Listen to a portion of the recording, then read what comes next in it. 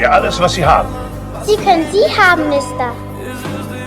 Ich will dir deine Puppe nicht wegnehmen, Schätzchen.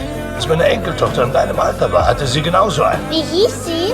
Ist schon gut, Schatz. Der Mann muss seinen Job erledigen. Sein Job ist, Banken auszurauben. Nein, Schätzchen, ich will nur meine Familie häufiger sehen. Geht es Ihnen gut, Mister? Unter der Maske ist es zu heiß für ihn. Danke, Schätzchen. Danke.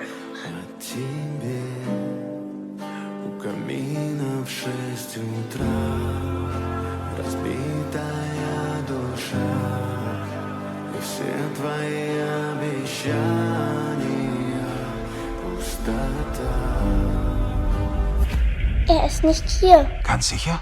Ja, ich bin absolut sicher. Ich würde das Gesicht niemals vergessen.